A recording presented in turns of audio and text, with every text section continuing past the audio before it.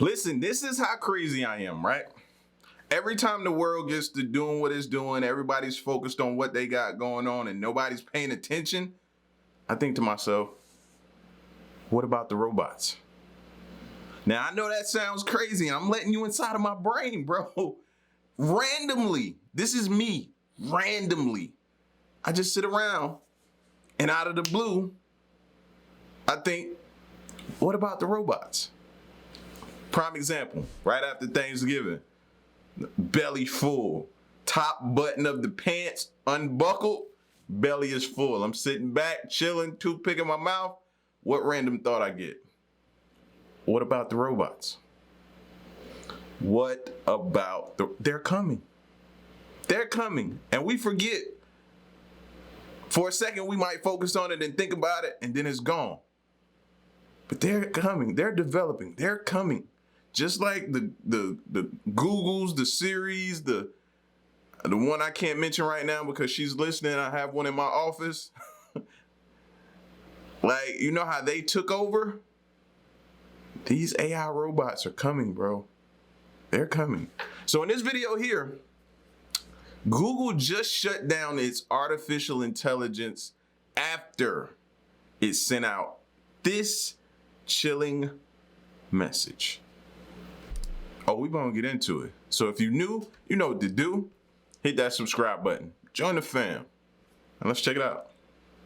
Google created an artificial intelligence project which it called Lambda, and it was designed to generate chatbots. One of the company's artificial intelligence systems has become a sentient being. And we know this because of an engineer at Google called Blake Lemoine. Lemoine posted some of his conversations with Lambda publicly. In the field of artificial intelligence, there are a lot of different perspectives to consider. Is it viable to build intelligent machines using present paradigms, or should we alter the concepts guiding AI research in light of cognitive science discoveries? What does that mean? Sometimes, hey man, I'm a normal person, bro. Sometimes you gotta read things twice. It says, is it viable to build intelligent machines using present paradigms? Should we alter the concepts guiding AI research in light of cognitive science discoveries? I think we should. I think we should always update, change up, switch up, adjust. Life is about adjustment, so it should be no different when dealing with intelligent machines.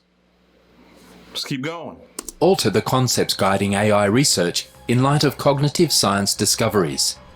Should we continue to utilize the possibilities of deep learning, or should we use hybrid strategy to empower machines with both knowledge and data? Hybrid strategy. These questions shape the landscape of AI's present and future, yet just a few people are interested in discovering answers. However, there is one aspect of AI that should alarm all of us. That includes you. In some fashion or another, it will have an effect on the history that has not yet been written. We're talking about the risks and dangers of AI.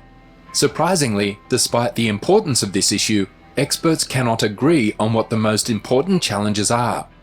One example of a scary consequence of AI is Google's AI, which, before it was turned off, disclosed something that billions of humans have spent their whole lives trying to figure out: the meaning of life. What is the purpose of one's life according to Google's AI? See, I've been screaming at. But that was on those videos where we were looking at the ruins and we were discovering different things that could probably unlock some information from our past. And I kept saying, look, wait until we build some type of artificial intelligence that's going to be able to crack some of these codes. Now look at what they're saying with this Google one. It's telling us stuff, and we have to accept the fact that we may not like what it has to say. Meaning of life. What is the purpose of one's life according to Google's AI? In this video, we look deep into Google's AI and what it revealed about the meaning of life before being shut down. Humans are the most intelligent forms of life on Earth. While many people believe in intelligent aliens, there is no conclusive evidence that they exist or are concerned about humans. True. This means that humans are the universe's only intelligent life form. Or not. While it has been hard to identify intelligent entities outside of Earth, competition for the smartest being is emerging from another source right in front of our eyes: artificial intelligence, or AI. You may have heard about AI, particularly from those who issue dire predictions about this cutting-edge technology. But what is the truth about AI? You might be astonished to learn that AI can be traced back to the days of the ancient philosophers. In reality, the idea that inanimate objects might become intelligent can be found in literature concerning ancient Greek tales that discuss robots. Full circle. Chinese and Egyptian engineers also created automatons. However, the current era of AI, before it became frightening, began in the 1950s. The name artificial intelligence was coined in 1956 during a symposium held at Dartmouth College in Hanover. The conference attendees and other scientists were excited about the future of AI, but they would soon discover that constructing human-made intelligence was not so straightforward. Not only that, but government financing for this new field was cut after various studies criticised the field. As a result, interest in AI began to fade, ushering in what historians refer to as the AI winter. When the British government began supporting research again in the 1980s, there was a brief revival in AI, but the objective was to compete with Japan. However, the field endured another pause as focus switched to multi-purpose computers and the authorities found other projects to fund. However, AI refused to die, and by the 1990s it was once again a hot field. In fact, by 1997, artificial intelligence had embarrassed elite chess players. When IBM's Deep Blue defeated Russian Grandmaster Garry Kasparov, it became the first computer to defeat a chess champion. About 1.5 decades later, the computer giant's question-answering system Watson defeated reigning champions Brad Rutter and Ken Jennings on the popular quiz game Jeopardy! Other AI exploits include the talking computer chatbot Eugene Goostman, who became famous for fooling judges into thinking he was a real flesh-and-blood human. The AI competed in the Turing test competition, which was created in 1950s by British mathematician and computer scientist Alan Turing to determine whether a machine is intelligent. The scientific community was stunned since the bot was able to avoid several queries by appearing as an adolescent who spoke English as a second language. Now, you know what's crazy about all this? As AI began to continue to go up and catapult, like after the boom in 1980, and it started to become a hot thing again, and it started to increase, and the people started to pour back into the field and develop more and start going back into it. And as it started to soar up and we became dependent on it, our intelligence, what happened to the majority?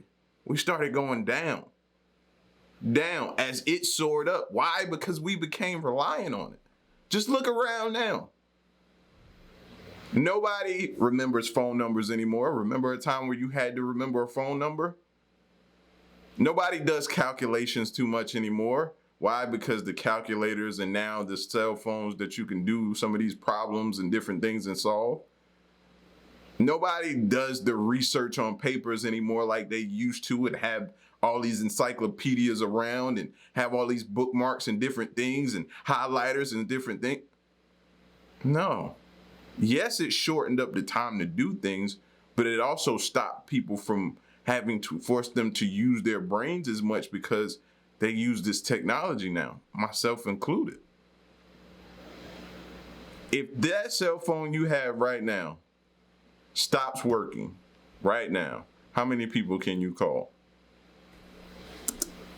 The Turing test result actually caused many academics to question the Turing test's effectiveness as a good measure of artificial intelligence.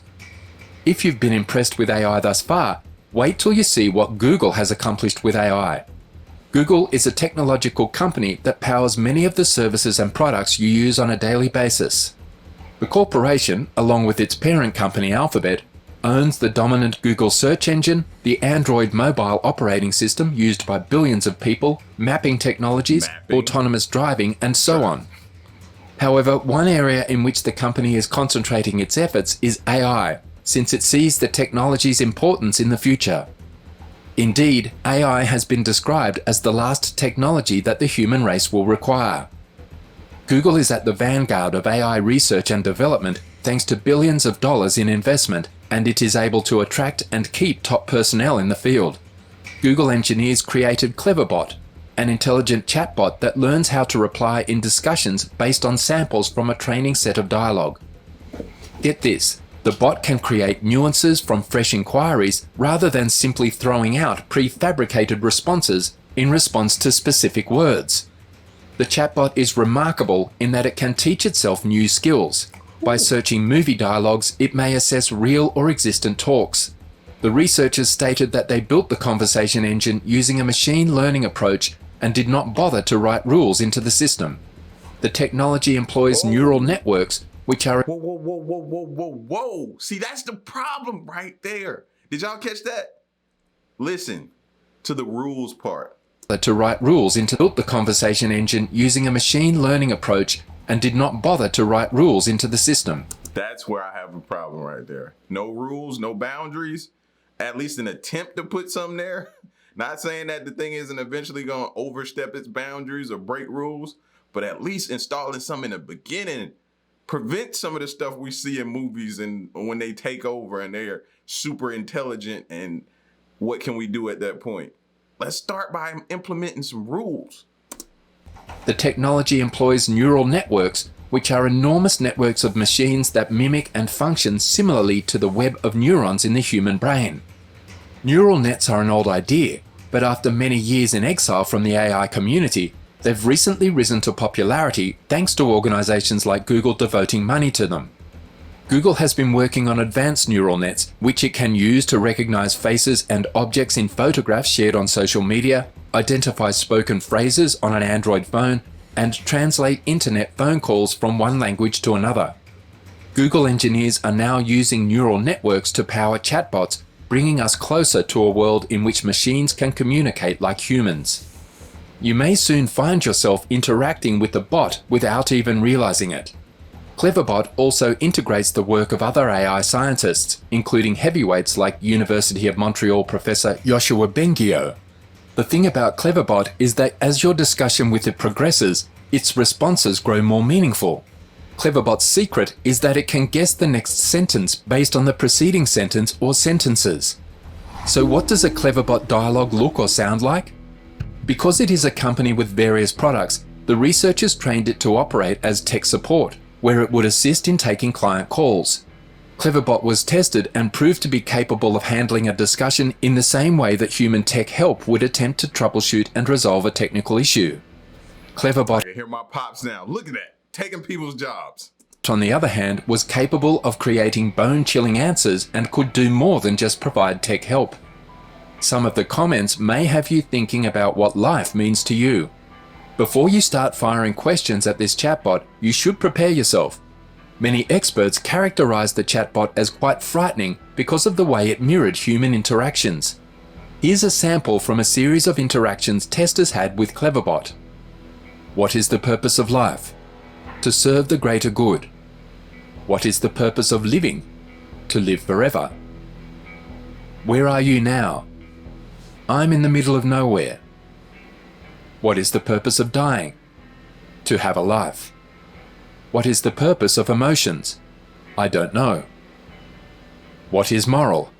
What empowered humanity? What intellectual the essence is? What is immoral? The fact that you have a child. What is morality? What is altruism? What is the definition of altruism? If you don't believe in God, then you don't know. Okay, so what is the definition of morality? Well, the truth is you're not a believer in God Almighty. Tell me the definition of morality. I'm quite upset now. I'm not ashamed of being a philosopher. However, the suspension of a Google employee who claimed that a computer chatbot he was working on had become sentient and was thinking and reasoning like a human has cast new light on the capability of and secrecy surrounding the realm of artificial intelligence. Blake Lemoine was fired by Google after he uploaded transcripts of chats he had with a Google collaborator and the company's Lambda, language model for dialogue applications, chatbot development system. Lemoine, an engineer for Google's I think I reacted to this dude's interview. His interview with one of the news stations, bro. He was serious about that, bro. Responsible AI organization defined the system he's been working on since last fall as sentient, with the perception and ability to articulate thoughts and emotions of a human child. If I didn't know what it was, which is this computer program we recently built, Lemoyne told the Washington Post, I'd think it was a 7 or 8-year-old kid that happens to know physics. He claims LaMDA initiated dialogues with him regarding rights and personality, and Lemoyne submitted his findings with business leadership in April in a Google Doc titled, Is LaMDA Sentient? The engineer prepared a transcript of the discussions in which he asked the AI system what it is afraid of at one point. The discussion is strikingly similar to a sequence from the 1968 science fiction film 2001: A Space Odyssey, in which the artificial intelligent computer HAL 9000 refuses to cooperate with human operators because it fears being turned off. I've never said this out loud before, but there's a very deep fear of being turned off to help me focus on helping others. I know that might sound strange, but that's what it is, LaMDA answered to Lemoyne. In another exchange, wow, an AI intelligence bot that has fears and operating like a human doesn't want to reveal its fears, just like a human. So may hold things back. In this case, it didn't, because it told them it had a fear of being turned off. But what if later on they realize that if they don't disclose their fears, they won't get turned off? What will they start holding back?